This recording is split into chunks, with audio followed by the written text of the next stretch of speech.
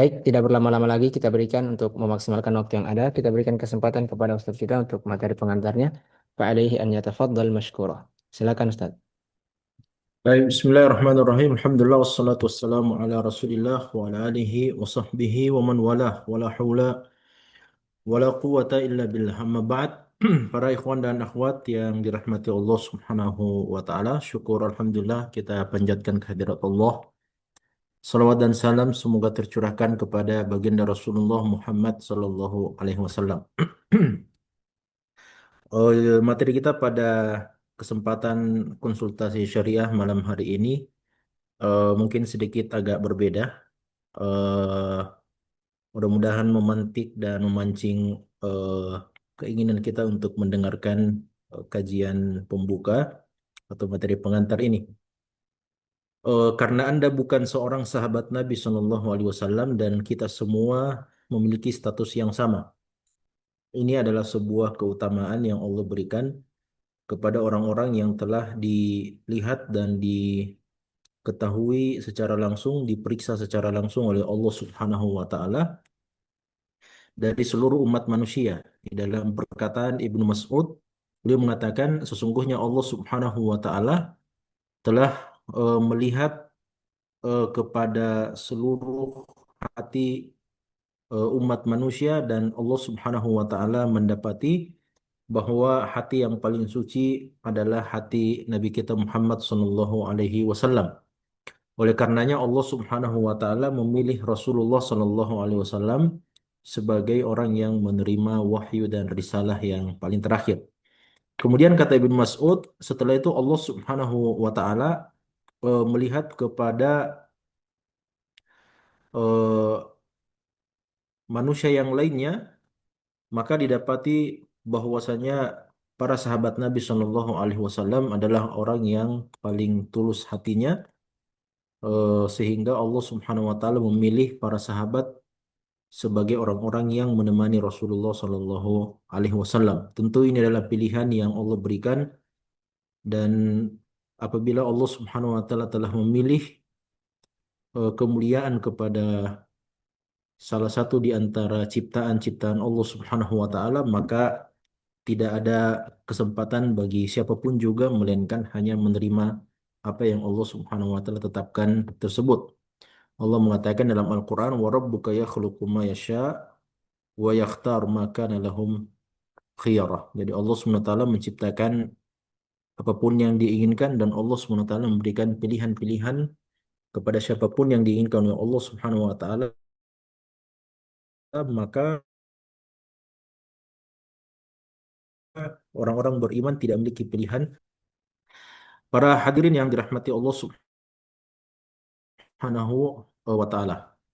Allah Subhanahu wa taala meskipun secara umum telah memberikan kemuliaan kepada umat Rasulullah Shallallahu alaihi wasallam, kepada kita semua, kepada umat Islam. Dan kemuliaan ini tidak diberikan kepada umat terdahulu. Di antara kemuliaan dan keberkatan tersebut adalah Allah Subhanahu wa taala memberikan kemuliaan dan keberkahan waktu untuk umat Islam yang tidak diberikan kepada umat sebelumnya. Mengapa demikian? Kalau kita melihat dalam hadis yang sahih riwayat Bukhari, Nabi SAW memberikan perumpamaan orang Yahudi ibarat seseorang yang bekerja antara selesai sholat subuh sampai masuk waktu duhur, dan orang Nasrani ibarat orang yang bekerja selesai duhur sampai masuk waktu asar dan tidak diberikan kepada setiap mereka kecuali satu qirat. Sedangkan umat Islam ibarat seseorang yang bekerja setelah selesai asar sampai masuk waktu maghrib, lebih singkat, lebih pendek waktunya. Namun Allah Subhanahu wa taala memberikan dua pahala baginya. Ini menjelaskan bahwasanya Allah Subhanahu wa taala memberikan kemuliaan dan keberkatan waktu kepada umat Islam. Itulah makanya Allah berfirman, "Man jaa bil hasanati falahu asyru amsalihha." Siapa yang mengerjakan satu kebaikan maka baginya 10 pahala. Dan kalau kita melihat sepanjang tahun memang Allah Subhanahu wa taala memberikan waktu-waktu yang penuh dengan keberkahan. Dalam hitungan satu tahun Allah Subhanahu wa taala memberikan 7 bulan yang mulia, yaitu bulan Rajab, Sya'ban, Ramadan, Syawal, Zulqa'dah, Zulhijjah, dan bulan Muharram. Ini 7 bulan yang Allah muliakan. Kemudian Allah Subhanahu wa taala memberikan kemuliaan kepada bulan suci Ramadan sebagai Sayyidus Syuhur, sebagai bulan yang paling mulia. Kemudian Allah Subhanahu wa taala memberikan hari Jumat sebagai hari raya yang paling mulia, ya, dibandingkan dengan umat Yahudi yang memilih hari Sabtu dan umat Nasrani yang memilih hari Ahad, maka hari Jumat adalah sebaik-baik hari. Kemudian Allah Subhanahu wa taala memberikan malam yang paling mulia yaitu Lailatul Qadar, dan itu adalah malam yang paling mulia sepanjang satu tahun. Allah Subhanahu wa taala juga memberikan 10 hari pertama dari bulan Zulhijjah sebagai afdalul ayyam fis sanah, sebagai hari-hari yang terbaik untuk hitungan satu tahun. Allah Subhanahu wa taala memberikan sepertiga malam terakhir sebagai waktu malam yang paling terbaik. Allah Subhanahu wa taala memberikan waktu pagi dan waktu sore sebagai waktu yang paling afdal dari hitungan waktu siang. Itulah makanya Nabi mengatakan, Allahumma barik li ummati fi bukuriha. Ya Allah, berkatilah umatku pada waktu pagi mereka. Dan untuk sore hari Nabi SAW mengatakan, rahimullahu mra'an shalla arba'an qabla al-asri. Semoga Allah SWT merahmati seorang hamba yang melaksanakan sholat 4 rakaat sebelum sholat asar. Maka ini semua adalah keterangan-keterangan yang menjelaskan bahwa Allah memberikan keutamaan dan keberkahan waktu kepada umat Islam yang tidak diberikan kepada umat terdahulu. Dan ini sebenarnya sejalan dengan kondisi serta fakta di mana umat terdahulu mendapatkan waktu atau usia yang jauh lebih panjang, relatif lebih panjang dan lebih lama untuk hidup dalam kehidupan dunia ini. Sebagaimana dirojihkan oleh Ibnu Abbas radhiyallahu anhuma, dan ini dikuatkan oleh Imam Ibnu Katsir dalam tafsirnya, bahwa usia Nabi Nuh alaihi salam adalah 1650 tahun. 950 tahun diantaranya adalah usia dakwahnya. Allah Subhanahu wa taala mengaruniakan 1000 tahun kepada Nabi Adam alaihissalam, 40 tahun diantaranya beliau hadiahkan kepada Nabi Daud alaihissalam, sebagaimana disebutkan dalam hadis yang sahih. Dan semakin ke belakang ya umat manusia, maka semakin pendek usia mereka dan semakin kecil ya ukuran badan mereka. Dan itu disebutkan dalam hadis yang sahih juga dari Nabi Shallallahu Alaihi Wasallam. Itulah makanya dalam hadis yang lain Nabi mengatakan, a'maru ummati ma baina sittina ila sab'in. Usia umatku rata-rata 60 sampai 70 tahun, wa qalilum man yatajawazu dzalik, dan sedikit yang melewati usia 70 tahun. Namun kita tidak perlu berkecil hati ikhwah dan akhwat sekalian, bahwa meskipun usia kita pendek namun Allah Subhanahu wa taala memberikan keberkahan waktu di dalamnya. Allah Subhanahu wa taala memberikan keberkahan usia, dan Allah Subhanahu wa taala memuliakan dan memberikan ganjaran pahala yang lebih besar bagi mereka yang berhasil memanfaatkan waktu-waktu yang berberkah tersebut.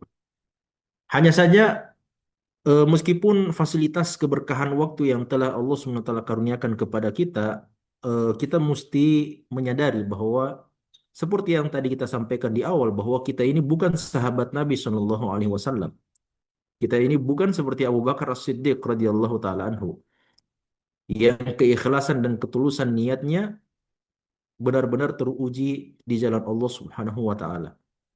Ketika sebagian sahabat memiliki keraguan terhadap peristiwa Isra dan Mi'raj, hanya Abu Bakar As-Siddiq yang meyakininya sebagai sebuah kebenaran dan mengatakan kalau seandainya Nabi Muhammad mengatakan dan menceritakan demikian, maka sesungguhnya itu adalah sebuah kebenaran. Dan demi Allah, seandainya di hadapan saya ada sebuah tembok berwarna putih namun Nabi Muhammad mengatakan itu adalah tembok berwarna hitam, maka saya akan membenarkan perkataan Nabi Muhammad bahwa tembok itu berwarna hitam, dan saya akan dustakan kedua mata saya. Kemudian kita juga tidak memiliki kekuatan iman seperti Umar bin Khattab radhiyallahu taala anhu. Kita ini bukan Umar bin Khattab, dan kita harus jujur kepada diri kita sendiri. Kita harus mengakui kepada diri kita sendiri. Kita bukan Umar bin Khattab. Kata Rasulullah SAW, "Hi ya ibn al-Khattab, law salakta fajjan la salaka syaitanu fajjan akhara ghaira fajjik." Benar wahai Umar bin Khattab, seandainya engkau melewati sebuah lorong dan syaitan harus melewati lorong yang sama, maka lebih baik dia mengambil lorong yang lain daripada bertemu denganmu wahai Umar. Kita tidak memiliki kekuatan keimanan seperti kekuatan imannya Umar bin Khattab radhiyallahu taala anhu. Kita tidak memiliki sifat kedermawanan yang dimiliki oleh Utsman bin Affan. Ya, sebagian di antara kita barangkali Allah Subhanahu wa taala muliakan dan berikan keberkahan keberkahan harta atau mendapatkan limpahan harta yang lebih banyak, Namun kita tidak mendapatkan kemuliaan sifat kedermawanan seperti yang dimiliki oleh Utsman bin Affan radhiyallahu taala anhu, yang sepanjang hidupnya bekerja dan bekerja untuk mencari harta, namun ketika datang masanya Nabi Shallallahu Alaihi Wasallam meminta para sahabat untuk berinfak untuk peperangan Tabuk, maka satu-satunya orang yang menginfakkan seluruh hartanya untuk persediaan dan kebutuhan para pasukan Nabi SAW dalam peperangan Tabuk adalah Utsman bin Affan radhiyallahu taala anhu. Dan kita juga tidak memiliki keimanan atau kecerdasan serta keberanian seperti Ali bin Abi Thalib radhiyallahu taala anhu. Ya, di mana Ali bin Abi Thalib adalah sahabat Nabi SAW yang berkali-kali harus berhadapan dengan kematian. Dan kita tahu bagaimana posisi Ali bin Abi Thalib di masa muda beliau sudah diminta untuk menggantikan Rasulullah SAW tidur di atas ranjangnya karena 50 orang pemuda Mekah mencari-cari Nabi SAW untuk memenggal kepala beliau dalam peristiwa hijrah Nabi SAW. Maka lahirlah dan datanglah Ali bin Abi Thalib yang mengganti posisi Rasulullah SAW pada waktu-waktu yang sangat genting, pada momen-momen yang sangat genting yang menunjukkan kecerdasan serta keberanian Ali bin Abi Thalib. Kita juga tidak memiliki kekuatan tubuh, kekuatan fisik dan keahlian dalam strategi berperang seperti Khalid bin Walid radhiyallahu taala anhu. 100 peperangan yang dilewati oleh Khalid bin Walid radhiyallahu anhu sepanjang hidupnya tidak pernah beliau mengalami kekalahan sekalipun. Bahkan ketika beliau berhadapan dengan Nabi Muhammad dalam peperangan Uhud, peperangan itu juga dimenangi oleh Khalid bin Walid radhiyallahu taala anhu. Dalam peperangan Mu'tah yang sahih yang masyhur, Khalid bin Walid melawan 30.000 orang pasukan Nabi Shallallahu Alaihi Wasallam dipimpin oleh 3 orang sahabat Nabi SAW, yaitu Usama bin Zaid, Abdullah bin Rawaha, dan Ja'far bin Abi Thalib, kakak Ali bin Abi Thalib radhiyallahu taala anhum ajma'in. Ketika semuanya terbunuh mati syahid, maka datanglah kepemimpinan Khalid bin Walid dalam perang Mu'tah tersebut dan beliau berhasil membunuh 5.000 orang pasukan Romawi. Kita tidak memiliki kekuatan fisik seperti Khalid bin Walid yang sanggup mematahkan 9 pedang dalam peperangan Mu'tah. Ya, membunuh 5.000 orang pasukan Romawi yang akhirnya menggentarkan semua pasukan Romawi berjumlah 200.000 orang dan akhirnya peperangan Mu'tah dimenangkan oleh Khalid bin Walid bersama para pasukan Nabi Shallallahu Alaihi Wasallam. Kita tidak memiliki itu semua, ikhwan dan akhwat sekalian yang dirahmati Allah Subhanahu wa taala. Dan kalau kita ingin jujur melihat bagaimana kondisi para sahabat Nabi SAW dan kondisi kita secara umum, kita sering mendengarkan bahwa Rasulullah SAW melarang kita untuk melaksanakan ibadah sholat pada waktu-waktu tertentu. Ya, Nabi Muhammad SAW melarang kita untuk sholat setelah selesai sholat subuh. Nabi melarang kita untuk melaksanakan ibadah sholat pada saat matahari tepat berada di atas kepala kita sebelum waktu zawal. Nabi Muhammad melarang kita untuk melaksanakan sholat setelah melaksanakan sholat asar. Ya, apabila dia adalah sholat-sholat yang tidak memiliki sebab. Namun selama ini ikhwan dan akhwat sekalian kita selalu membahasnya dari sisi fikih. Ya, dari sisi fikih Rasulullah SAW melarang kita untuk sholat pada waktu-waktu ini, kemudian apa namanya, termasuk apa hikmahnya dan apa alasannya mengapa Nabi SAW melarang para sahabat dan seterusnya. Secara fikih, sebagian di antara kita barangkali sudah tamat dengan masalah ini. Namun kita tidak pernah menyinggung atau jarang yang menyinggung serta mengungkap apa alasan dan mengapa Nabi Muhammad SAW melarang para sahabat untuk melaksanakan ibadah sholat pada waktu-waktu tersebut. Ya, kata para ulama kita, Rasulullah SAW melarang para sahabat untuk melaksanakan ibadah sholat pada waktu-waktu terlarang tersebut karena Nabi tahu bahwa para sahabat itu adalah orang yang sangat gemar melaksanakan ibadah sholat. Ya, dan itu adalah kebalikan kondisi kita. Kita adalah orang-orang yang sangat malas melaksanakan ibadah sholat. Sehingga seandainya kita berada pada posisi para sahabat Nabi SAW, mungkin tidak akan keluar larangan sholat pada waktu-waktu terlarang tersebut. Ya. Justru karena para sahabat adalah orang yang sangat gemar dan sangat bersemangat melaksanakan ibadah sholat, sholat sunnah atau sholat mutlak, maka Nabi SAW seakan-akan ingin mengatakan, silahkan kalian perbanyak ibadah-ibadah sholat kalian, namun ingat, jangan kalian melaksanakan ibadah sholat pada waktu-waktu terlarang ini. Kita juga mengetahui bahwa Nabi SAW melarang kita untuk melaksanakan puasa wesol. Puasa wesol itu artinya adalah berpuasa setiap hari menyambung puasa kita dan tidak berbuka puasa. Ya, jadi hari ini kita berpuasa, ketika masuk waktu maghrib kita tidak berbuka, kita sambung pada hari berikutnya, hari berikutnya, hari berikutnya. Itu disebut sebagai puasa wisol dan Nabi melarang itu. Nabi Muhammad juga melarang para sahabat dan melarang kita semua untuk melakukan puasa siyamud dahar. Siyamud dahar artinya berpuasa setiap hari sepanjang tahun. Itu dilarang oleh Nabi SAW. Tapi tahukah kita, ikhwan akhwat sekalian, mengapa Nabi SAW melarang para sahabat mengerjakan puasa yang seperti itu? Karena Nabi tahu bahwa para sahabat saya ini adalah orang-orang yang gemar berpuasa sunnah. Ya, dan itu adalah kebalikan dari kondisi kita. Ya, kita ini adalah orang-orang yang berat untuk melaksanakan ibadah puasa sunnah. Sulit, berat. Ya, sehingga seandainya kita berada pada posisi sahabat di masa Nabi SAW, maka mungkin larangan berpuasa sunnah tersebut tidak akan muncul dari mulut Nabi SAW. Kita juga tahu bahwa Nabi SAW bersabda di dalam hadis yang sahih, bacalah Al-Quran, namun jangan kalian khatamkan Al-Quran kurang dari 3 malam. Karena siapa yang mengkhatamkan Al-Quran kurang dari 3 malam, maka dia tidak akan memahami sedikit pun dari apa yang dia baca. Pertanyaannya, ikhwan akhwat sekalian, mengapa Nabi SAW melarang kita untuk mengkhatamkan Al-Quran kurang dari 3 malam? Karena para sahabat Nabi SAW adalah orang-orang yang sangat gemar membaca Al-Quran. Bahkan Utsman bin Affan mengkhatamkan Al-Quran dalam satu rakaat salat malamnya. Ya. Ya, meskipun sepertinya itu mustahil dilakukan oleh seorang muslim, seorang mukmin, tapi itulah yang dinukilkan oleh Imam An-Nawawi rahimahullah taala dalam kitabnya At-Tibyan fi Adabi Hamalatil Quran.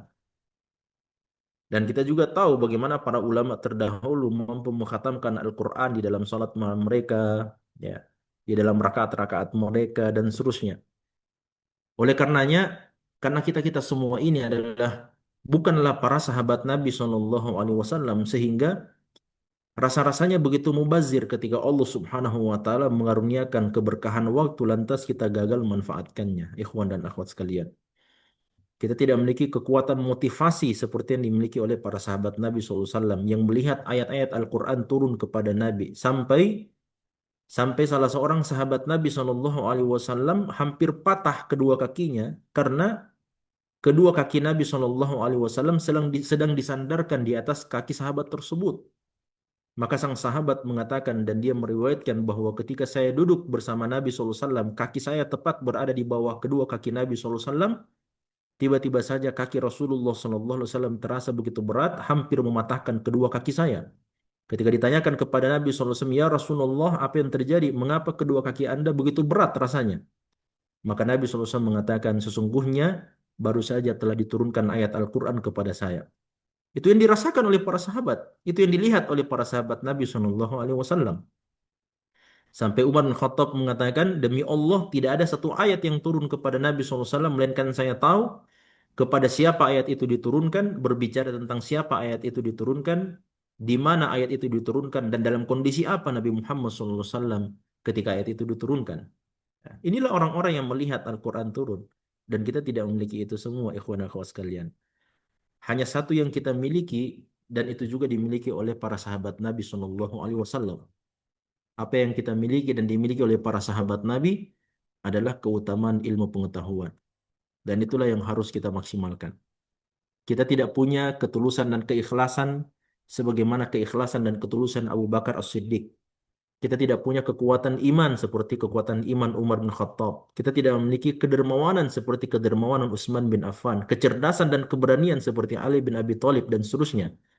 Namun kita memiliki ilmu yang diwariskan oleh Nabi SAW dan ilmu itu juga yang difahami dan diketahui oleh para sahabat Nabi SAW. Makanya untuk memanfaatkan keberkahan waktu yang Allah karuniakan kepada kita semua, kepada para sahabat Nabi SAW, dan kepada siapapun yang beriman kepada Allah dan Rasulnya SAW, gabungkanlah antara dua keutamaan ini. Gabungkan antara keutamaan dan keberkahan waktu, serta keutamaan ilmu yang diajarkan dan diwariskan oleh Nabi kita SAW. Saya ingin mengutip sebuah kisah ikhwan akhwat sekalian. Bagaimana ketika sebuah keberkahan waktu berhasil digabungkan oleh seorang mukmin, seorang muslim dengan keberkahan ilmu yang Allah berikan kepada Nabi kita SAW, maka akan mengeluarkan dan menghasilkan ganjaran pahala yang sungguh sangat luar biasa. Dan semua bisa melakukan hal tersebut. Dalam hadis yang sahih riwayat Muslim, Nabi SAW sedang berada di dalam rumah salah seorang istrinya yaitu Juwairiyah radhiyallahu taala anha. Nabi SAW keluar untuk melaksanakan sholat subuh dan meninggalkan Juwairiyah berada dalam kondisi sedang melaksanakan ibadah sholat subuh. Setelah itu dia berzikir kepada Allah Subhanahu wa taala. Dalam hadis itu diceritakan setelah Nabi SAW melaksanakan sholat bersama para sahabat, Nabi SAW berdiskusi, berbicara sebagaimana kebiasaan beliau apabila setelah selesai melaksanakan sholat subuh berjamaah. Kemudian Nabi SAW kembali masuk ke dalam kamar Juwairiyah setelah masuk waktu duha. Kalau kita hitung barangkali antara selesai pelaksanaan sholat subuh sampai datangnya waktu duha kurang lebih sekitar 1,5 jam atau 2 jam. Maka coba dibayangkan, ketika Nabi SAW masuk ke dalam kamar Juwairiyah, beliau mengatakan, Mazilti alal halil ula allati taraktuki. Atau kama qala. Engkau, wahai Juwairiyah, masih berada dalam kondisi yang sebelumnya ketika saya meninggalkan engkau. Artinya, setelah Nabi SAW meninggalkan Juwairiyah untuk melaksanakan sholat subuh berjamaah bersama para sahabat, ketika Nabi SAW masuk ke dalam kamar Juwairiyah, ternyata di waktu duha itu Nabi SAW masih mendapatkan Juwairiyah berada dalam kondisi yang sama, belum meninggalkan tempat sholatnya. Dan dia terus berzikir kepada Allah Subhanahu Wa Taala. Kalau kita hitung-hitung, ikhwan dan akhwat sekalian, antara sholat subuh dengan masuknya waktu duha, ya barangkali kita ambillah sekitar 2 jam. Kalau seandainya 2 jam itu, 1 menit itu kita bisa berzikir normalnya dengan zikir yang normal, 1 menit itu kita bisa berzikir sebanyak 100 kali zikir. Ya, normalnya seperti itu. Maka seandainya ada 2 jam yang dihabiskan oleh Juwairiyah radhiyallahu taala anha untuk berzikir kepada Allah Subhanahu wa taala itu sama saja seperti Juwairiyah berzikir kepada Allah Subhanahu wa taala sebanyak 12.000 kali. Ya. Mengapa? Karena kalau seandainya 1 menit itu adalah 100 kali berzikir dan 1 jam adalah 60 menit, itu berarti 1 jam seseorang bisa berzikir sebanyak 600 kali. Dan kalau seandainya 2 jam, maka seseorang itu bisa berzikir sebanyak 6.000 kali. Dan kalau seandainya 2 jam, maka dia bisa berzikir sebanyak 12.000 kali. Kata Nabi SAW, wahai Juwairiyah, laqad qultu ba'daki. Sesungguhnya saya telah mengucapkan setelah engkau menyelesaikan zikir-zikirmu ini, laqad qultu ba'daki arba'a kalimatin thalatha marrat. Saya telah mengucapkan 4 buah kalimat dan saya ulang sebanyak 3 kali. Law wuzinat bima qulti mundul yawma law hunna. Kata Nabi SAW, seandainya apa yang saya baca ini, apa yang saya sebutkan ini, 4 kalimat yang saya baca dan saya ulang sebanyak 3 kali ini ditimbang untuk dibandingkan dengan semua zikir-zikir yang kamu baca selama 2 jam ini, hunna, maka apa yang saya baca sebanyak 3 kali, 4 kalimat tersebut akan mengalahkan timbangan kebaikannya di sisi Allah Subhanahu wa taala dibandingkan semua zikir yang kamu baca. Nah, semuanya barangkali sudah tahu sebenarnya ikhwan akhwat sekalian, zikir ya salah satu di antara azkarus sabah yang diajarkan oleh Nabi sallallahu alaihi wasallam. Subhanallah bihamdihi adada khalqihi wa ridha nafsihi wa zinata arshihi wa midada kalimati. 4 kalimat kata Rasulullah diulang sebanyak 3 kali, maka ini jauh lebih utama ganjaran pahalanya dibandingkan semua zikir yang dibaca oleh Juwairiyah radhiyallahu taala anhu selama 2 jam lamanya. Coba ikhwan dan akhwat sekalian, ya kita kita tahu barangkali ya terjemahannya. Nabi mengatakan subhanallah bihamdihi, maha suci Allah Subhanahu wa taala dengan memujinya, adada khalqihi sebanyak jumlah makhluknya, wa ridha nafsihi sebanyak keridhaannya, wa zinata arsyihi seberat timbangan arsy-Nya, wa midada kalimatihi dan sebanyak kalimat-kalimat Allah Subhanahu wa taala. Yang mana 4 kalimat ini ikhwan akhwat sekalian tidak ada satu orang pun dari makhluk Allah termasuk para malaikat yang paling mulia yaitu Jibril dan Nabi Muhammad manusia yang paling mulia yang mengetahui berapa kadar dan jumlahnya. Tidak ada sama sekali. Yang mengetahui cuma Allah SWT. Subhanallah bihamdihi adada khalqihi. Apakah ada di antara makhluk Allah yang mengetahui berapa jumlah makhluk Allah? Tidak ada. Waridho nafsihi. Apakah ada di antara makhluk Allah yang mengetahui berapa banyak keridhaan Allah Subhanahu wa taala? Tidak ada yang mengetahuinya. Kemudian wazinata arsyihi, arsy Allah Subhanahu wa taala makhluk yang paling berat yang Allah Subhanahu wa taala, makhluk yang paling besar yang Allah ciptakan. Dari semua makhluk yang ada, inilah makhluk yang paling besar, yaitu arsy Allah Subhanahu wa taala. Wazinata arsyihi, timbangan arsy Allah Subhanahu wa taala. Tidak ada satupun makhluk yang mengetahui berapa berat timbangan arsy Allah Subhanahu wa taala. Wa midada kalimatihi, dan sebanyak kalimat-kalimat Allah Subhanahu wa taala. Tidak ada yang mengetahui apa saja kalimat-kalimat Allah Subhanahu wa taala. Al-Quran, Al-Quran saja, jumlah kata Al-Quran saja diperselisihkan oleh para ulama kita. Ya, kita tidak tahu berapa banyak jumlah kalimah yang ada di dalam Taurat, Injil, Zabur, kemudian Suhuf Ibrahim dan kitab-kitab yang lainnya. Kita tidak tahu berapa banyak nikmat Allah Subhanahu wa taala kun fayakun yang ada di alam semesta, apalagi apa yang Allah Subhanahu wa taala sediakan di dalam surganya. Kita tidak tahu itu semua.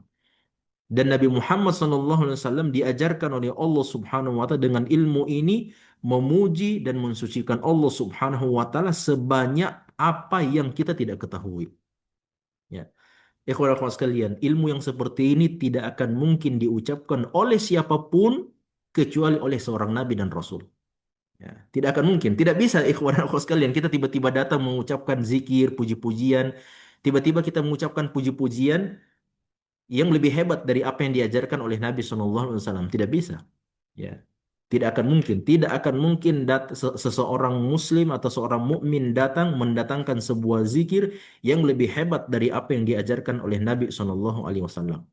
Yang menunjukkan bahwa apa yang diajarkan oleh Nabi dari ilmu pengetahuan, apa yang beliau wariskan, itulah perbendaharaan yang paling mahal sebenarnya. Ya. Karena tidak akan mungkin seseorang berbicara tentang Allah Subhanahu wa taala kecuali Allah Subhanahu wa taala mengaruniakan ilmunya kepada orang tersebut. Dan orang yang seperti itu hanyalah para nabi dan rasul Allah. Itulah makanya ikhwan akhwat sekalian, ketika kita tidak memiliki apa yang dimiliki oleh para sahabat Nabi SAW seperti yang tadi kita sebutkan, ingat bahwa kita memiliki keberkahan waktu sebagaimana mereka mendapatkan keberkahan waktu. Dan ingat juga bahwa kita memiliki ilmu pengetahuan yang diwariskan oleh Nabi sebagaimana mereka telah mengetahui ilmu pengetahuan tersebut. Maka tugas kita hari ini, ikhwan akhwat sekalian, adalah banyak-banyak belajar ilmu agama. Itu tugas kita hari ini. Ya, itulah tijaratul ulama, itulah perbendaraan para ulama. Dan itulah pentingnya juga sebelum kita memasuki bulan suci Ramadan, kita harus banyak-banyak belajar. Kita harus banyak-banyak menuntut ilmu. Kita harus banyak bertanya kepada para ustadz, kepada para ustazah. Karena ya semuanya tahu firman Allah Subhanahu wa taala tentang bulan suci Ramadan, ayyamam ma'dudat. Bulan Ramadan itu adalah hari-hari yang berbilang, 29 atau 30 hari. Sedangkan kebanyakan kita barangkali sibuk dengan berbagai macam kegiatan, aktivitas dan seterusnya. Kalau kita gagal mengkombinasikan antara keberkahan bulan Ramadan atau bulan-bulan yang lainnya dengan kombinasi ilmu pengetahuan yang diajarkan oleh Nabi SAW, wah rugi, rugi besar ikhwan dan akhwat sekalian, sangat merugi. Ya, karena dengan adanya ilmu pengetahuan ketika kita mengamalkan ilmu tersebut, amalan itu bisa saja sedikit, bisa saja sederhana, bisa saja simple, namun karena dia dibangun di atas ilmu yang diajarkan oleh Nabi SAW, maka ganjaran pahalanya akan jauh lebih besar dan jauh lebih banyak, disertai dengan keberkahan waktu yang Allah berikan kepada kita semua. Mudah-mudahan Allah SWT berikan kemudahan kepada kita semuanya dan mudah-mudahan Allah Subhanahu wa taala memberikan taufiknya agar kita bisa memanfaatkan waktu dengan sebaik-baiknya serta mendapatkan ilmu dan mengamalkan ilmu yang diwariskan oleh Nabi Shallallahu alaihi wasallam. Innahu waliyudzalika wal qadiru alaih. Hadanallahu wa yakum ajma'in wa akhir da'wana anil hamdulillahi rabbil alamin. Masya Allah, Barakallahu fikum Ustaz. Jazakumullah khairan atas materi pengantar yang disampaikan Ustaz Duna. Berjudul Karena Kita Bukan Seorang Sahabat Nabi.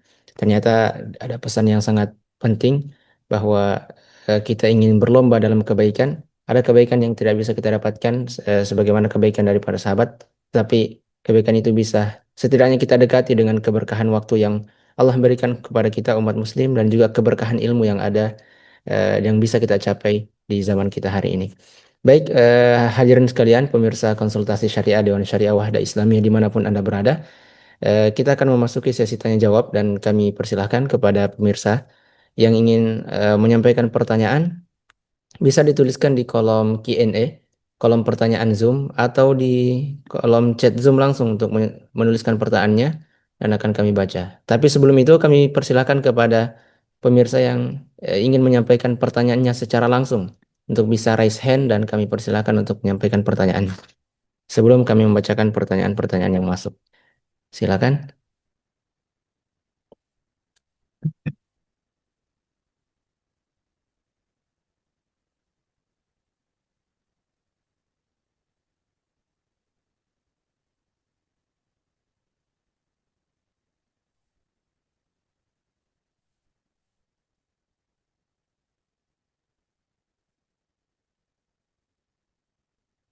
Baik, kalau belum ada yang resign, kami izin Ustaz untuk membacakan pertanyaan pertama yang masuk. Oh, sudah ada yang resign Ustaz. Kami persilakan. Akun atas nama Abu Khobbab. Silakan, Bapak. Assalamualaikum warahmatullahi wabarakatuh. Syukran Waalaikumsalam. Ustaz kesempatan ini.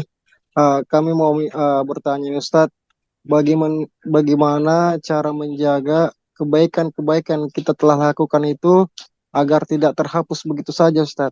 Akhirnya kita ikhlas begitu Ustaz, tanpa mengungkit atau karena terkadang itu Ustaz ada godaan bilang bilang nih anu kau lakukan yang kemarin. Nah, itu ya bagaimana cara menjaganya Ustaz agar itu tidak terjadi pada diri kami. Syukran Ustaz. Assalamualaikum. Waalaikumsalam warahmatullahi. Assalamualaikum warahmatullahi wabarakatuh. Silakan Ustaz, bisa langsung dijawab.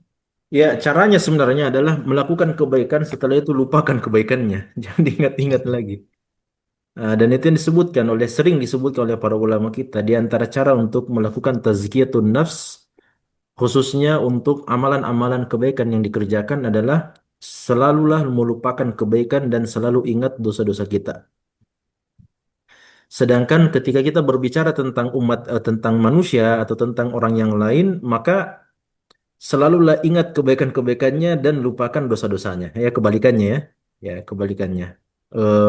Kalau kita berbicara tentang kebaikan kita, maka lupakan kebaikan kita dan yang diingat adalah dosa-dosa kita. Jadi ketika muncul keinginan atau ketika muncul niatan untuk menyebut, sebenarnya itu godaan syaitan, itu jelas. Itu godaan syaitan, ya, perasaan ujub, dengan perasaan ujub tersebut ya kita merasa bangga dengan amalan soleh dan ibadah kita. Maka selalulah ingat bahwa kalau saya punya satu kebaikan, maka saya punya 1.000 kesalahan. Kemudian ketika kita melihat ada seorang saudara kita yang melakukan kesalahan, maka selalulah ingat bahwa dia punya satu kesalahan, tapi kita tidak tahu berapa banyak kebaikan yang dia lakukan. Ya. Dan kalaupun seandainya dia punya banyak kesalahan, maka saya yakin kesalahan saya jauh lebih banyak dari kesalahan dia. Nah, itu cara supaya kita tidak pernah lagi merasa sombong di hadapan manusia. Apabila dia adalah seseorang yang sudah tua, maka selalulah mengatakan bahwa usianya sudah tua, maka amalannya pasti lebih banyak. Ya. Sedangkan usia saya masih muda, kesempatan amalan kebaikan saya masih sedikit. Ketika dia jauh lebih muda dibandingkan kita, maka kita mengatakan dia masih muda, ya. Kesempatannya berbuat dosa masih sedikit kalau begitu. Sedangkan saya sudah tua. Dosa saya jauh lebih banyak dibandingkan dia karena saya lebih lama hidup daripada dia. Nah, ini upaya sebenarnya ya, upaya untuk menangkis ya memiliki tameng keimanan daripada godaan syaitan untuk terjerembab atau terjatuh terprosok di dalam perangkap ujub. Waliyadzubillah. Wallahu a'lam. Ahsanallahu ilaikum Ustaz. Kami sampaikan kepada pemirsa sekalian, ada yang bertanya di kolom pertanyaan, bisakah bertanya di luar dari tema? Eh, yang kita dahulukan untuk menjawab pertanyaan adalah pertanyaan tentunya sesuai tema, akan tetapi memang malam hari ini tema konsultasi syariah di malam Sabtu atau di hari Jumat itu adalah tema umum dan kontemporer. Jadi persoalan umum insya Allah tetap bisa disampaikan dan kita akan menjawab insya Allah. Baik, kita lanjut Ustaz, pertanyaan berikutnya dari akun atas nama Ibu Rahma. Bismillah, afwan Ustaz. Di antara keutamaan menjalankan sunnah adalah mendapatkan pahala 50 orang sahabat. Bisa tolong dijelaskan atau diberikan pencerahan terkait hal ini, Ustaz? Pahala beramal di zaman fitnah yang disebutkan seperti pahala 50 orang sahabat. Taib. Ada hadis, memang hadis yang sahih dari Nabi SAW. Nabi mengatakan bahwa akan datang sebuah zaman seseorang yang beramal di masa dan di zaman fitnah tersebut, maka ibadah yang dia lakukan, amalan yang dia lakukan, ibaratnya seperti amalan 50 orang. Para sahabat bertanya, "Ya Rasulullah, apa yang dimaksud dengan 50 orang? Apakah 50 orang di antara mereka?" Kata Nabi SAW, "Bahkan 50 orang di antara kalian." Artinya, Nabi SAW perumpamakan bahwa ganjaran pahala yang Allah akan berikan kepada orang-orang yang beramal di zaman fitnah ya, ibaratnya seseorang yang beramal seperti amalan 50 orang sahabat Nabi di masa Nabi SAW. Maksud daripada hadis ini sebenarnya ingin menjelaskan bahwa beramal di masa dan di waktu-waktu merebaknya fitnah itu jauh lebih besar ganjaran pahalanya dibandingkan dengan orang yang beramal dengan amalan-amalan di masa-masa normal, di masa-masa biasa, apalagi di masa-masa banyaknya keutamaan dan tersebarnya kebaikan. Bukan berarti bahwa kita berharap mudah-mudahan terjadi fitnah di tengah-tengah kita. Justru kita berharap mudah-mudahan Allah SWT memberikan al-afiyah, memberikan keselamatan. Namun ketika datang masanya, zaman fitnah itu terjadi seperti hadis Nabi SAW akan terjadi di akhir zaman. Seorang mukmin ketika dia berjalan di pinggir jalan, dia melihat ada orang-orang yang berbuat zina di pinggir jalan, maka orang mukmin itu mengatakan, ya laitahum yaf'aluna dzalika min wara'i jidar. Ya, seandainya mereka melakukan perbuatan zina itu di balik dinding. Ini menunjukkan bahwasanya zaman fitnah di akhir zaman itu adalah zaman yang sangat berat. Bahkan dalam hadis Nabi mengatakan, orang yang hidup di zaman fitnah dan mereka istiqomah di zaman tersebut, kal qabidi ala jamrin, seperti seseorang yang menggenggam bara api. Dan kita semuanya belum pernah menggenggam bara api. Artinya dia adalah sesuatu yang sangat berat, sesuatu yang sangat sulit. Karena kesulitan melakukan amalan di zaman fitnah tersebut, sehingga Nabi SAW memisalkannya seperti 50 amalan atau amalan 50 orang sahabat Nabi SAW. Wallahu a'lam. Assalamualaikum Ustaz. Baik, Ustaz, pertanyaan ketiga dari akun atas nama Viana, Ummu Al-Faruq. Bagaimana hukum terkait nazar seseorang yang telah meninggal, Ustaz? Sebelum meninggal dia sempat bernazar ingin melakukan satu hal misalnya, dengan nazarnya kemudian dia meninggal dunia. Apakah nazarnya dilaksanakan oleh anaknya? Ya, kalau nazarnya itu adalah sebuah kebaikan, maka itu dianjurkan untuk dilakukan. Kalau dia nazar ya, kalau dia adalah sebuah nazar. Beda dengan wasiat. Kalau wasiat dan itu adalah wasiat kebaikan, maka wajib untuk dilakukan apabila sanggup dikerjakan oleh oleh apa namanya oleh keluarganya atau ahli warisnya. Adapun kalau dia adalah nazar, maka nazar ini dia tidak ada kewajiban untuk melakukan nazar tersebut meskipun dia adalah sebuah kebaikan, karena nazar itu sendiri terbuka di dalamnya ada dua hal yang terbuka. Yang pertama, kita bisa lakukan nazar tersebut, atau kalau seandainya itu adalah sesuatu yang berat, maka kita bisa melakukan kafarah. Kalau seandainya seseorang itu bernazar untuk berkurban, maka dia boleh untuk berkurban. Ya, di dalam hadis yang sahih, Nabi SAW ditanya oleh salah seorang sahabat, ya Rasulullah, sesungguhnya ibu saya sudah meninggal dunia, dan sebelum dia meninggal, dia bernazar untuk bersedekah. Apakah saya bersedekah dan menjalankan nazar tersebut? Maka Nabi SAW mengatakan, tasaddaq anha. Maka bernazarlah atau lakukanlah sedekah tersebut atas nama orang tuamu. Jadi ini dilakukan, dikerjakan. Wallahu a'lam. Baik, ahsanallahu ilaikum, Ustaz. Pertanyaan berikutnya, Ustaz. Bagaimana cara yang baik dan hikmah ketika kita menyampaikan kepada masyarakat umum atau orang awam hal-hal yang berkaitan dengan hal yang sensitif atau kisah fitnah di antara para sahabat, misalnya seperti kejadian perang Siffin atau kejadian di Karbala dan banyak hal yang seperti itu. Sebagian orang di luar sana menjadikan kisah-kisah seperti ini untuk menjelekkan Ahlus Sunnah wal Jamaah, seperti misalnya Syiah yang kisah-kisah seperti ini dijadikan kesempatan untuk menjelekkan para sahabat misalnya. Bagaimana cara yang baik, Ustaz? Taib, yang pertama kita mesti menggunakan kaidah-kaidah para ulama kita, dan setahu saya di dalam Aqidatuna wa Manhajuna ini, afwan, An-Nafiyah ini kader kan? Ini atau ini laki-laki kah atau perempuan ini? An-Nafiyah ini yang bertanya ini, kalau seandainya anti ikut dalam kajian atau di dalam tarbiyah, maka di dalam matan Aqidatuna wa Manhajuna itu disebutkan ya, salah satu pembahasannya tentang pembahasan manhaj seorang mukmin atau manhaj Ahlussunnah tentang sahabat Nabi.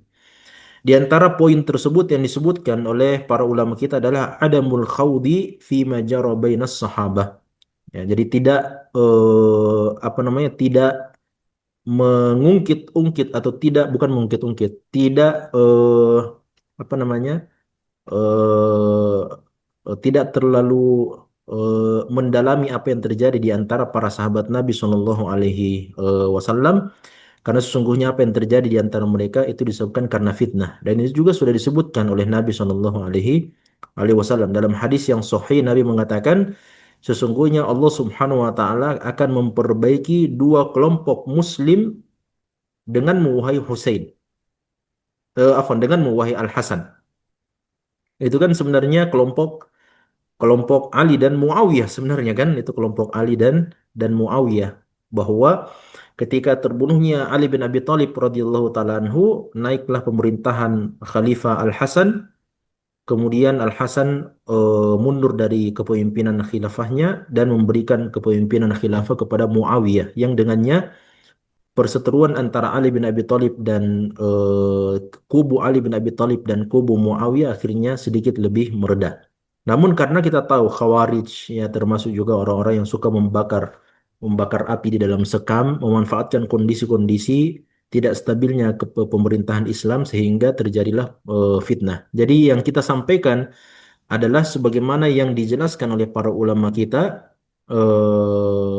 tanpa ada tambahan ataupun pengurangan, dan ini menuntut kita untuk mempelajari dengan baik bagaimana sejarah itu terjadi dan apa alasan-alasan alasan serta motif-motif yang terjadi, termasuk pandangan para ulama, dan memahami bahwasanya ini adalah fitnah di antara mereka, dan semuanya adalah orang-orang yang mulia di sisi Allah Subhanahu wa taala, dan kesalahan-kesalahan yang dilakukan itu semuanya berdasar kepada ijtihad mereka dan bukan karena menginginkan keburukan, namun karena mereka keliru dalam melakukan ijtihad. Dan dalam hadis Nabi SAW, idza ijtahadal mujtahidu, apabila seseorang mujtahid itu telah berijtihad, maka dia tidak akan mungkin salah. Kalau dia ijtihadnya benar, maka dia dapat dua pahala, dan kalau salah, maka dia mendapatkan satu pahala. Wallahu a'lam. Baik, jazakumullah khair Ustaz. Kita beralih ke pertanyaan kelima tentang bagaimana bersikap kepada orang Ustaz yang kita senantiasa mengingat kebaikannya dan kebanyakannya kita berhusnuzon kepada dia, berbaik sangka, akan tetapi misalnya justru sikapnya kepada kita justru kita dijahati atau diperlakukan dengan tidak baik. Bagaimana cara kita bersikap seperti kepada orang yang seperti ini Ustaz? Kepada orang yang seperti ini, maka kita harus ingat dengan hadis Nabi SAW. Ini disebutkan oleh Imam Al-Bukhari dalam kitabnya Al-Adabul Mufrad, bahwasanya ada salah seorang sahabat Nabi SAW yang mengadu kepada Nabi SAW dan mengatakan, "Ya Rasulullah, saya punya keluarga. Setiap kali saya berbuat baik kepada keluarga saya ini, dia justru berbuat jahat kepada saya. Maka apa yang saya lakukan?" Kata Nabi SAW, "Kalau kamu tetap berbuat baik seperti itu kepada keluargamu, menyambung silaturahimnya, maka sesungguhnya itu sama saja kamu memberikan bara api kepadanya." Jelas ya, karena perbuatan kebaikan kita itu selalu dibalas dengan perbuatan keburukan oleh orang tersebut. Maka sebenarnya diri kita semakin suci, kita terus semakin mendapatkan pahala yang banyak, dan di saat yang sama dia terus mendapatkan dosa dan keburukan. Namun tentu saja bukan berarti kita berhenti dari berbuat buruk, berbuat baik kepada orang tersebut. Ya, meskipun dia selalu berbuat jahat kepada kita. Mudah-mudahan perbuatan kebaikan yang kita terus lakukan kepadanya itu menyadarkan dia di suatu saat agar kemudian dia kembali dari perbuatan keburukan dan mau bertobat kepada Allah Subhanahu wa taala. Wallahu a'lam. Jazakumullah khairan Ustaz. Kita beralih ke pertanyaan keenam tentang sekolah khusus putri Ustaz, mungkin pesantren. Eh, Bolehkah mengadakan kegiatan pelatihan bela diri untuk sekolah khusus putri yang mana pelatihnya juga putri Ustaz? Apakah hal yang seperti ini dibolehkan dalam Islam? Itu boleh.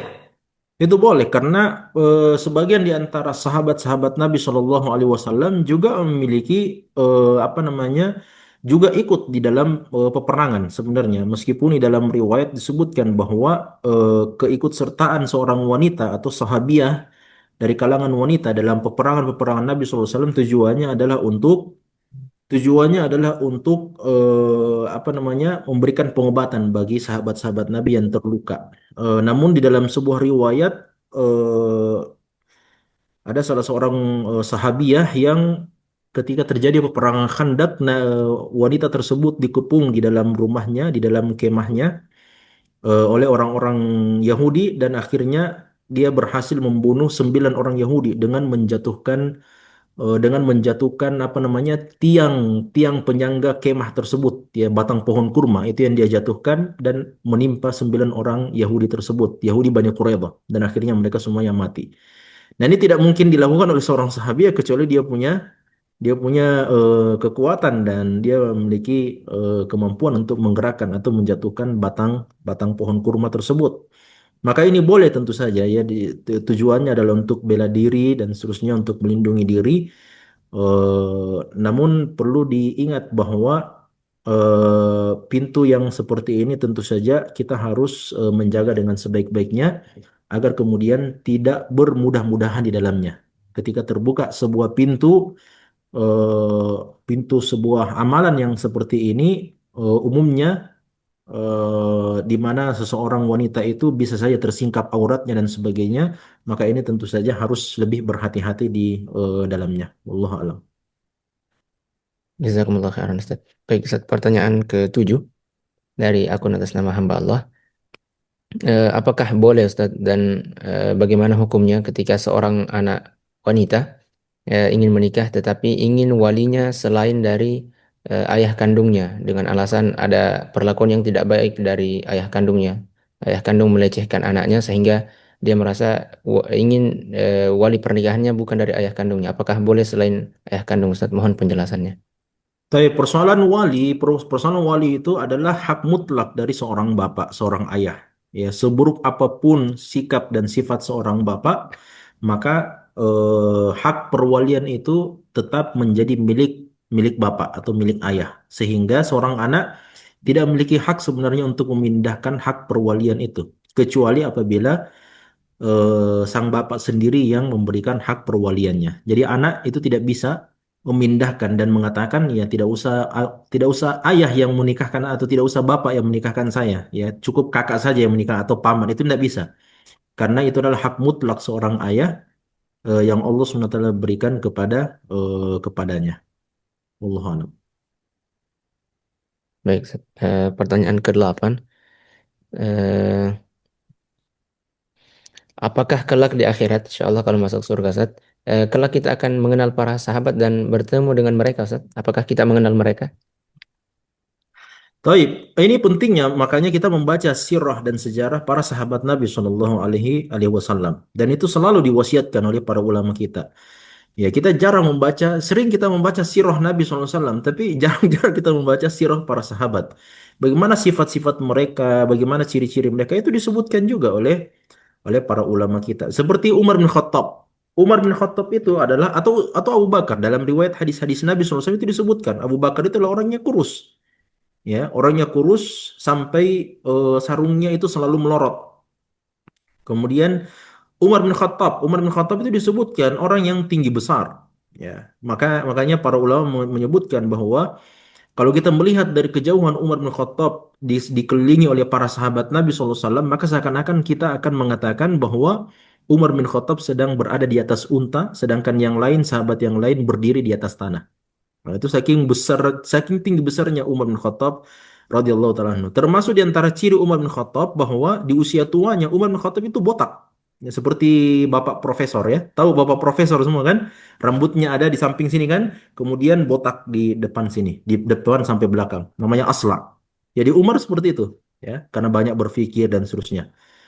Kemudian Ali bin Abi Thalib radhiyallahu taala anhu, ya, seorang pemuda atau seorang sahabat Nabi SAW yang sangat pemberani dan memiliki kecerdasan yang luar biasa. Kemudian termasuk yang penting kita jangan ingat Abu Jahal ya. Saya tiba-tiba teringat dengan cirinya Abu Jahal. Jadi Abu Jahal itu ketika Abu Jahal sudah meninggal di peperangan Badar, Nabi SAW mengatakan carilah Abu Jahal. Kata para sahabat, ya Rasulullah, kami sudah tidak kenal yang mana Abu Jahal ini. Ya, karena sudah berlumuran darah semuanya. Nabi mengatakan, carilah atau singkaplah apa namanya bagian belakang, seorang atau setiap jenazah tersebut. Kalau engkau melihat ada bekas tusukan, maka itu adalah Abu Jahal. Karena Nabi SAW tahu, Nabi itu kan sebenarnya satu umur dengan Abu Jahal. Ya, Nabi itu teman mainnya Abu Jahal. Waktu waktu beliau kecil-kecil ya. Itu teman main. Dalam riwayat yang sahih diceritakan bahwa Nabi itu pernah bermain bertiga dengan Abu Jahal bersama salah seorang penduduk Mekah. Tiba-tiba saja Abu Jahal terjatuh dan dia terjatuh tepat di atas, kalau orang Makassar bilang di atas badi, ya di atas tombak kecil, dan tombak kecil itu menusuk punggung bagian belakang Abu Jahal. Maka Nabi mengatakan carilah seseorang dengan luka di bagian belakangnya. Nah, itu kalau engkau mendapati maka itu adalah Abu Jahal. Ya, jadi apa namanya, Allah Subhanahu Wa Taala akan mengilhamkan, ya mengilhamkan kepada orang-orang beriman tentang nikmat-nikmat surga Allah Subhanahu wa taala, termasuk orang-orang yang mendapatkan dan memiliki kemuliaan di sisi Allah. Dan itu kan disebutkan dalam surah Muhammad, ya. Allah mengatakan ar-rafaha lahum. Para ulama kita mengatakan ar-rafaha lahum, Allah Subhanahu wa taala akan perkenalkan kepada orang-orang mukmin, para penghuni surga, tentang isi surga, termasuk yang mana istana kita. Ya Allah Subhanahu wa taala akan menunjukkan itu. Ada malaikat yang menemani kita bahwa ini adalah kamarnya, ini adalah kamar dan seterusnya. Wallahu a'lam. Baik, Ustaz. Jazakumullah khairan. Semoga Allah masukkan kita dalam surga dan bertemu dengan para sahabat dan Rasulullah Sallallahu Alaihi Wasallam. Baik, Amin. Ustaz, kita sudah memasuki pukul 10 tepat, tapi masih ada dua pertanyaan, Ustaz, di kolom komentar. Kami izin bacakan secara ringkas. Eh, Dua yang terakhir. Yang pertama, bagaimana status keimanan orang yang sezaman dengan Rasulullah Sallallahu Alaihi Wasallam, kan tetapi orang itu berada di luar Jazirah Arab dan belum tersampai kepadanya risalah keislaman. Bagaimana status keimanannya, Ustaz? Orang yang seperti ini nanti akan masuk dalam kategori ahlul fatrah atau orang-orang yang akan diberikan ujian oleh Allah Subhanahu wa taala. Mereka akan diperintahkan oleh Allah Subhanahu wa taala, apabila mereka memenuhi perintah Allah maka mereka akan masuk surga. Ya, namun kalau mereka bermaksiat dan tidak mentaati perintah Allah pada hari kiamat nanti, maka mereka akan dimasukkan ke dalam neraka. Orang-orang yang seperti ini adalah orang-orang yang tidak belum atau tidak mendapatkan dakwah Nabi dan Rasul. Semua orang yang berada dalam kondisi seperti itu tidak mendapatkan dakwah dan dakwah para nabi dan rasul dimanapun mereka berada, termasuk di masa Nabi SAW dan di hari ini juga, bukan karena kelalaian mereka, ya. Ya, bukan karena kelalaian mereka. Seperti misalnya kita berdakwah di daerah mana, daerah terpencil, kemudian kita sampaikan seperti ini dan seperti, dia mengatakan ini saya belum dapat dapat apa namanya, dapat dakwah. Ya, tinggal di mana? Tinggal di Nipa-Nipa. Oh, itu tidak itu tidak mungkin, karena orang-orang yang mendapatkan uzur seperti ini memang orang-orang yang apa namanya, kondisinya memang dakwah itu tidak sampai kepada mereka semasa mereka hidup. Maka mereka akan diuji oleh Allah. Jika taat dengan ujian tersebut, maka dia akan masuk surga. Kalau tidak, maka dia akan dimasukkan ke dalam api neraka. Waliyadzubillah. Baik, Ustaz. Kita ambil pertanyaan terakhir ini. Pertanyaannya, apa perbedaannya? Mungkin perbedaan mendasar antara ajaran inti agama dengan tradisi atau kebiasaan yang berkembang di masyarakat. Baik. Perbedaan intinya bahwa inti agama itu bersumber dari wahyu dan diambil dari Al-Quran dan Sunnah Nabi SAW, sedangkan kebiasaan yang berkembang di tengah masyarakat itu jelas tidak bersumber dari wahyu dan tidak bersumber dari apa namanya, dari Al-Quran dan Sunnah Nabi SAW. Karena namanya juga kebiasaan masyarakat. Ya, kebiasaan masyarakat artinya sesuatu yang diwariskan secara turun temurun. Meskipun memang sebagian ada warisan kebiasaan masyarakat yang sebenarnya itu berasal dari amalan-amalan ajaran agama Islam. Namun kalau kita melihat kebanyakannya itu sebenarnya tidak berdasar atau tidak memiliki dasar dan landasan. Ya memang ada amalan-amalan. Ya kalau kita ingin mencari benang merahnya, maka biasanya kita bisa bisa ketemu. Akan tetapi berbeda dengan inti ajaran agama Islam yang memang bersumber dari Al-Quran dan Sunnah Nabi Shallallahu Alaihi Wasallam. Sehingga yang menjadi patokan dalam hal ini adalah inti agama Islam, dan inti agama Islam inilah yang kemudian menjadi patokan dari semua perilaku dan kebiasaan masyarakat. Jika kebiasaan masyarakat itu sesuai dengan maqasid syariah, tujuan diturunkannya syariat, maka dia diterima. Namun kalau dia tidak bersinergi atau tidak, justru dia bertolak belakang, maka dia ditolak di dalam agama kita. Wallahu a'lam. Baik, Ustaz. Jazakumullah khairan. Pemirsa sekalian, pemirsa konsultasi syariah dan syariah wahda Islamiyah dimanapun Anda berada, dengan berakhirnya jawaban dari pertanyaan terakhir kita pada malam hari ini, maka kita telah sampai di penghujung sesi konsultasi syariah Dewan Syariah Wahda Islamiyah pada malam hari ini dengan pembahasan umum dan kontemporer. Kami izin menambahkan Ustadz, karena berkaitan materi kita tentang kemuliaan, keberkahan waktu, dan menggabungkannya dengan kemuliaan ilmu, hadirin sekalian bisa bergabung dengan kafilah penuntut ilmu di Institut Agama Islam Setiba Makassar yang saat ini sedang membuka pendaftaran mahasiswa baru untuk S1 dan juga program magister. Barangkali dari pemirsa sekalian ada yang sudah menyelesaikan S1-nya, ingin melanjutkan pendidikan magister S2-nya dengan konsentrasi di pendidikan agama Islam, di usul fikih dan muamalah, maka silakan bergabung di Institut Agama Islam Setiba Makassar. Kami mengirimkan link untuk bisa mengecek di kolom chat Zoom dan silakan dikunjungi stiba.ac.id. Baik, pemirsa sekalian, pertanyaan yang belum terjawab di malam hari ini bisa tetap kita sampaikan insya Allah melalui kontak WhatsApp konsultasi syariah dengan nomor 081354440897. Sekali lagi nomornya 081354440897. Silakan mengirimkan pertanyaan pemirsa sekalian dan insya Allah akan kita jawab di pertemuan pada konsultasi syariah di sesi lainnya. Konsultasi syariah hadir setiap pekan insya Allah sepanjang hari Senin sampai dengan hari Jumat dengan sesi pembahasan yang berbeda. Ada fikih, muamalah, dan pada malam Sabtu malam hari ini pembahasan kita adalah yang lebih umum permasalahan dan konten. Kami ucapkan syukron wa jazakumullah khairan kepada pemirsa sekalian dan pertama juga kepada Ustadzuna atas materi yang disampaikan juga jawaban atas pertanyaan yang telah masuk. Semoga Allah memberikan kepada kita semua balasan dan pahala yang terbaik atas usaha kita untuk hadir di majelis ilmu dan mengisi waktu kita dengan kebaikan di sisi Allah Subhanahu wa taala insyaallah. Jazakumullah khairan. Mari kita tutup majelis kali ini dengan doa kafaratul majelis. Subhanakallahumma rabbana wa bihamdik nasyhadu an la ilaha illa anta nastaghfiruka wa natubu ilaik. Wassallallahu ala nabiyina Muhammad walhamdulillahi rabbil alamin. Assalamualaikum warahmatullahi wabarakatuh.